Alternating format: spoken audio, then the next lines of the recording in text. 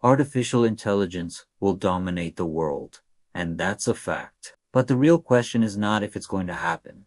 It's what consequences it will bring. Today, I'll show you the two possible scenarios AI could create: a future of extreme concentration and inequality, or a future of shared abundance. And along the way, we'll see who loses, who wins, and how you can prepare. The global economy has always been powered by human labor, but now, for the first time, we face a technology capable of replacing almost every profession, from factory workers to lawyers, from drivers to programmers. Everyone is on the front line of this revolution. This impact could be as big or even bigger than the Industrial Revolution. Back then, the fear was about steam engines and later electricity. Today, the fear is about artificial brains that can learn and make decisions faster than we can. And now comes the unavoidable question.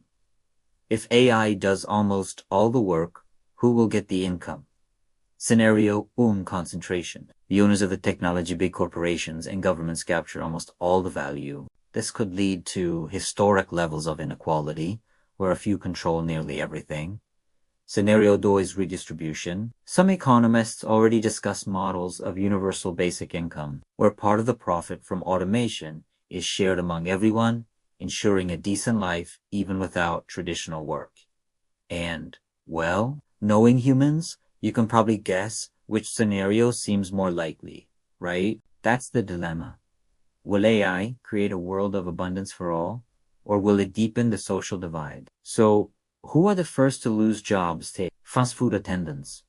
We already see kiosks in big chains, but with AI, service could become even more efficient. Call center agents and administrative support, AI can already answer faster and more accurately than many humans. Data analysts. Repetitive tasks can be replaced by systems that cross millions of data points in seconds. And maybe the quickest to disappear: rideshare and taxi drivers. Self-driving cars are already on the streets of major cities, carrying passengers without a driver. This fear of mass unemployment is not new. During the Industrial Revolution in the late 18th century, thousands of workers feared being replaced by steam engines and mechanical looms.